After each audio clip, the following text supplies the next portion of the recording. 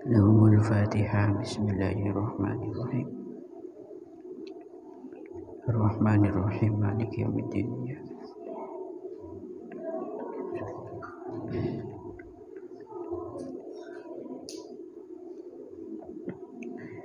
Bismillahirrahmanirrahim. Faqad qala al-muallif rahimahullahu ta'ala wa nafa'na bihi wa bi'ulumihi wa bi asrarihi fid dharaini amin. Allahumma amin. Bismillahirrahmanirrahim. Wa yajuzu an yatazawwajaha ala manfa'atin ma'lumah kata'limiha al-Qur'ana. Wa yajuzu lan wenang opo ayyata zawwajaha yen to rabi sapa zauj ing imro'ah. Opo ayyata zawwajaha yen to rabi sapa zauj atau man atau rajul ing imro'ah ala manfaatin ing atase mahar manfaat maklumatin kang den kaweruhi. Contone kata limiha koyok mulang imro'ah al-Qur'anah ing al-Qur'an al-Qur'anah ing al-Qur'an. Bismillahirrahmanirrahim. Wa yajuzu an yatazawwajaha ala manfaatin ma'lumah. Ya, tradisi Fathul Qorib itu memang demikian gitu. Lafadznya sedikit tapi furu'iyahnya itu yang luas, sehingga tidak heran jika beberapa masyayikh kita ketika ngaji itu sedikit maknanya tapi banyak keterangannya. Kadang karena cabang hukumnya di situ banyak dan luas. Ya, contoh seperti ibarat yang sudah kalian maknai tadi. Di situ boleh hukumnya bagi seorang suami atau seorang cowok gitu kan menikahi seorang wanita dengan mas kawin berupa manfaat yang diketahui. Artinya di sini mas kawin itu bukan berupa uang, ya bukan berupa barang, tapi berupa jasa atau manfaat. Karena mas kawin itu ada dua macam memang. Yang pertama ainun berupa benda, baik di situ uang atau barang. Yang kedua adalah manfaat. Manfaat ini ya jasa itu. Dan ini ada syarat yang harus dipenuhi. Syaratnya di situ wala budda an takuna mimma yajuzul istijaru laha. Manfaat yang boleh dijadikan mas kawin itu syaratnya harus manfaat yang bisa untuk disewakan. Jadi jasa ini yang dijadikan mas kawin itu merupakan jasa yang bisa dan boleh untuk dipersewakan. Contohnya seperti kata limin fihi kulfah, seperti mengajar yang mana dalam pengajaran itu terdapat kesukaran atau kesulitan. Menkrokun ngajarin masang gelambih mosok na bunyiwan oreng kena itu kan mudah, maka itu tidak bisa dijadikan mas kawin. Menkrokun masang sandal misalkan itu kan bukan kulfah di sana, tidak ada kesukaran, tidak ada kesulitan. Lah sehingga di sini betul contoh yang dipaparkan dalam kitab Fathul Qorib ini kata'limiha al-Qur'anah, seperti mengajari membaca Al-Qur'an.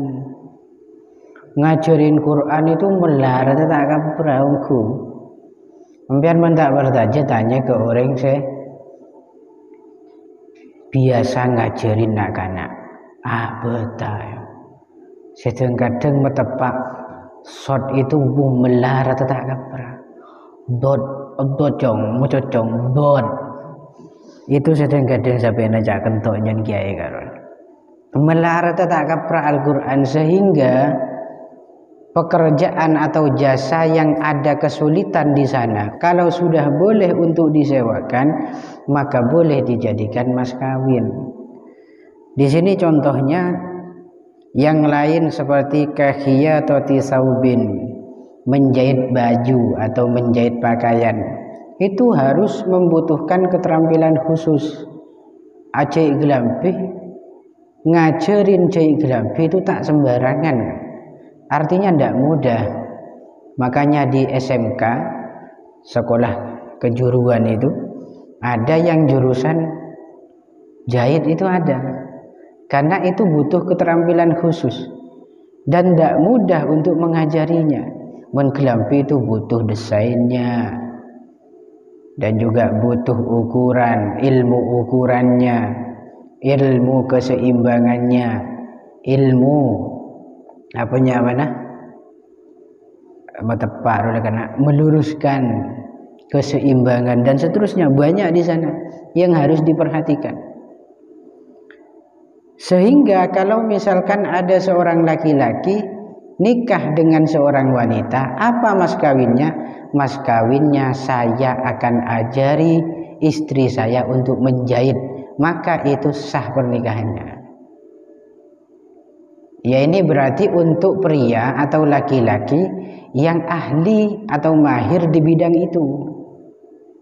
Ya kalau sampean santri tidak punya bondo gitu ki, tidak punya uang, nanti mas kawinnya saya ajari istri saya membaca kitab gundulan, kitab kutubus sofro, kitab-kitab kuning. Arab pemakai kocak kitab kuning, sifar atau sofrun itu artinya kosong, makna lain daripada kuning. Sehingga orang ini kemudian alim kitab kuning berarti alim baca kitab gundulan tanpa harokat.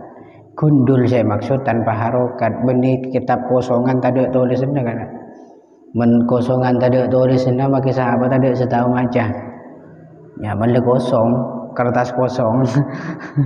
Itu ya. Lah itu bisa-bisa saja. Terus di sini sampai dicontohkan oleh Al-Imam Al-Bajuri wa kitabati nahwi dalailil khairat. Dan seperti contoh menulis kitab Dalailil Khairat karangannya Syekh Sulaiman Al-Jazuli. Itu boleh-boleh saja. Apa mas kawin Anda berani melamar wanita ini? Mas kawin saya nulis kitab Dalailul Khairat. Itu boleh. Karena menulis itu pun juga tidak mudah gitu ya. Menulis kitab Dalailil Khairat itu. Kemudian yang sama jenisnya dengan Al-Quran, artinya sama di sini, sama-sama diperbolehkan oleh syariat dijadikan mas kawin, yaitu al-fiqhu wal hadisu wasyi'rul jaiz wal khattu wa ghairu dzalik. Ngajarin ilmu fikih itu juga boleh dijadikan mas kawin. Ngajarin ilmu hadis, ilmu syair yang diperbolehkan syaratnya. Karena syairan itu berdua macam. Ada syair yang mubah atau ibahah, atau syairan yang di situ muharram. Syairan yang diharamkan.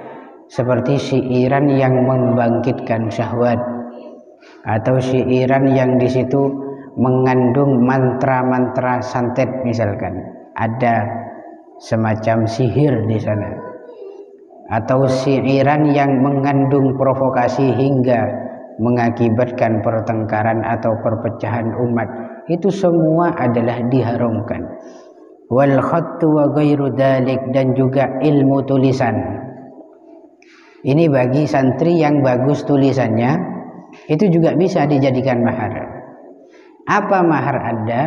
Mahar saya mengajari istri saya menulis khot, kaidah khot, bagaimana cara nulis yang bagus, yang sesuai dengan kaidahnya.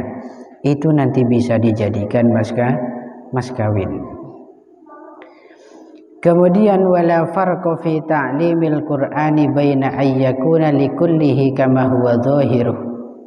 Tidak ada perbedaan di sini kalau Anda menyebutkan mas kawin Anda yaitu mengajari Quran.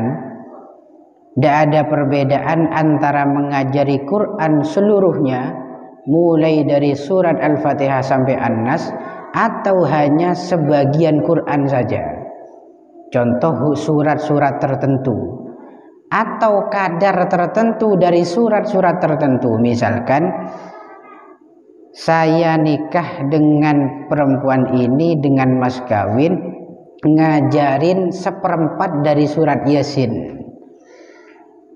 Berarti 1/4-nya surat Yasin saya ajarkan kepada istri saya, calon istri saya ini sebagai mas kawinnya. Itu pun boleh. Walaupun tidak seluruh daripada Quran itu diajarkan. Jadi ini mutlaki, artinya ya boleh saja untuk dijadikan sebuah mas kawin. Kemudian wa mahallu jawazi tazawwujiha 'ala al-manfa'atil ma'lumah in kana az-zawju yuhsinu tilkal manfa'ah. Kebolehan seorang suami menikahi seorang istri dengan mas kawin berupa jasa tadi, itu syaratnya seorang suami yang memilih mahar tersebut harus betul-betul bisa menunaikan mahar yang dijanjikan itu. Ini syaratnya ki. Dadi selake misalkan memilih jan gelek ngajarin Quran kepada sang istri, maka syaratnya sang suami itu betul-betul bisa ngajarin Quran, betul-betul bisa ngajarin. Baik di situ kesanggupan dia untuk memberikan mahar itu fi dhimmah, artinya masih dalam tanggungan dia, masih perlu belajar lagi misalkan, pada saat itu belum bisa, masih butuh latihan misalkan, atau nanti akan menyewa orang lain seperti ngajarin ring bininya, walaupun lewat menyewa orang lain untuk mengajarkan juga. Atau laki-laki itu memang akad dengan seorang wanita tadi ala ainihi, pancen dirinya sendiri yang memang ngajarin langsung, bukan lewat orang lain. Maka jika demikian itu boleh.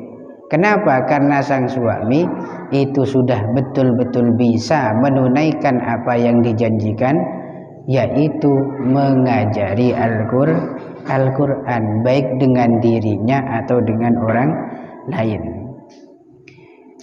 Terus bagaimana kalau nanti semisal sang suami ini tidak bisa ngajarin Quran, itu tidak bisa, wong dirinya itu memang tidak bisa ngaji, sok-sokan memberikan mahar ngajarin Quran. Maka di sini ditafsil, diperinci sareng ulama, fa inil tazamaha fi dhimmatihi jaza. Ketika sang suami tadi itu menyanggupi mas kawin tersebut berada dalam tanggungannya, gitu kan? Masih berada dalam tanggungannya, artinya tidak ditunaikan saat itu, maka itu diperbolehkan, dan sang suami menyewa orang lain untuk mengajari wanita tadi belajar Al-Quran. Pahami?